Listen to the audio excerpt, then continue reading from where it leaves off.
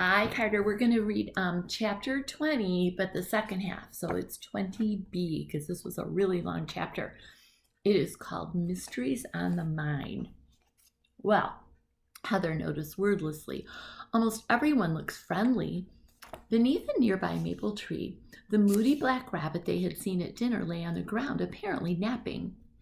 The magic tree was curious, stripped of most of its leaves and tangled with ropes and other odd-shaped things. She saw what looked like wooden wolves with great orange heads scattered all around the tree. More large shapes filled the tree, but she couldn't tell what they were. More orange and green, but it was too fat, and the shapes too crude to see clearly. The tree was scuffed and scarred in 100 places. The village has come about in the time since King Jupiter fell, of course, Emma said, not paying any attention to the black rabbit. Heather thought this was deliberate, though Pickett hadn't seemed to notice. The farm has also grown as more and more of us has come here. It's beautiful, said Heather. It is, Emma agreed, smiling. They walked along hedgerows and stone walls, marveling. Looking back at the door that led them up onto the lush hillside, they saw only a great mass of rock. The door they had emerged from was nearly invisible. Heather wondered what lay behind the doors that she had not yet seen. Were there endless chambers beneath them? What secrets are in this mountain? Her mind filled with the beginning of stories, loose threads that could be woven by a skillful hand. She thought of what Emma had said about the Story Guild. Tale spinners. The all too familiar fear returned, telling her she didn't belong here and certainly couldn't tell stories with anything like the skill of those who had lived in this place for years. Her stories were unimportant, simple tales for little ones. They reached a mossy area, set up with several stone tables, and sat down. They were only a short walk from the entrance back into hallway round.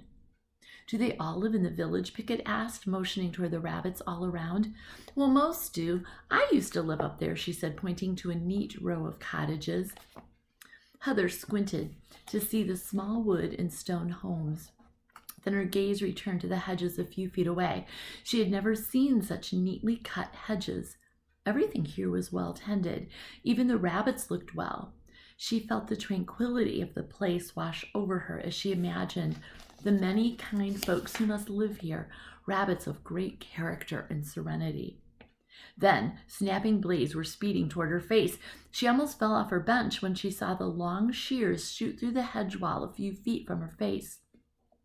She regained her balance and saw a lanky rabbit emerge through the hedge, his long arms holding the shears, his face bent in a frown.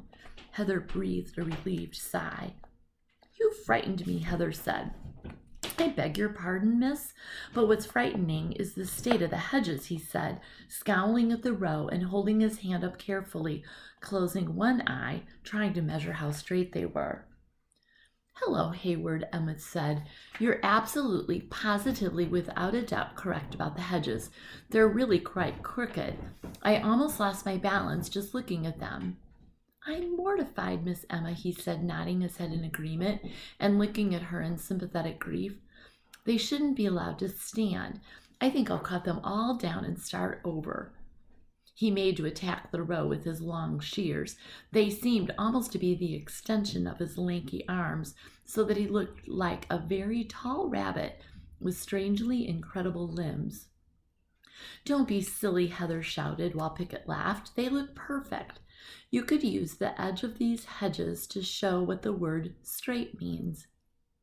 Hayward paused his attack, smiled for a mere instant, then quickly resumed his frowning. What utter nonsense, he puffed.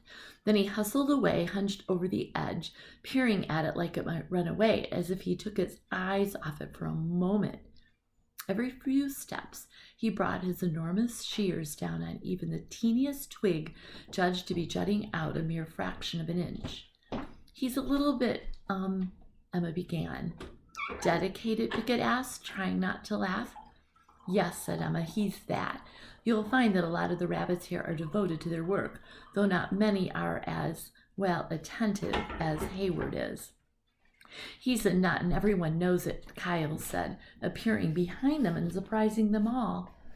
The tall golden gray rabbit they had met briefly yesterday had come out from out of nowhere, it seemed, flashing his casual smile. "Where'd you come from?" Heather asked, looking around. "Oh, I come from the land of Terralyn," Kyle said with a wink, "home of the long-lost Whitsun Stone and birthplace of wonder and unity."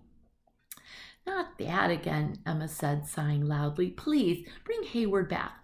More about hedges, I beg you." "Well, I wish I came from Terralyn," Kyle said, smirking at Emma. Emma looked as if she'd seen enough of his smirks and he might want to try a new expression out.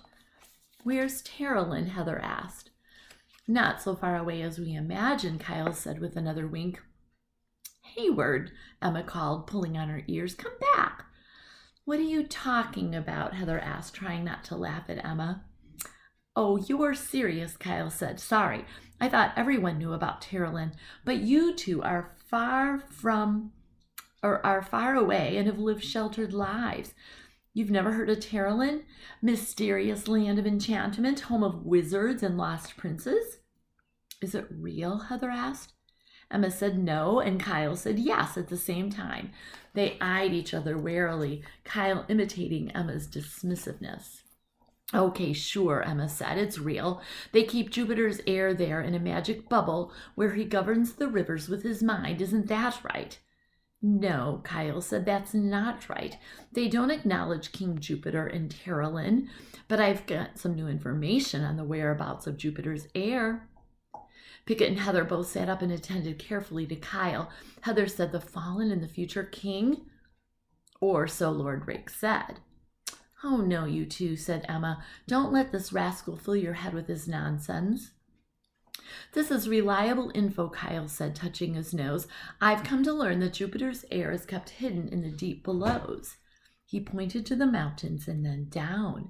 "There's a labyrinth down there unlike any you've ever seen. It's impossible to get to him without knowledge of the passages, and only 3 know the way. One is Lord Rake, our Emma's secretive adoptive father and lord of this flawless little community." He winked again. "As Lord Rake was a counselor in front of the fallen king, so now is he the guardian of the future king. Another is the prince's bodyguard, a mute warrior who wears all black always and is never seen. And the last is the prince's scribe."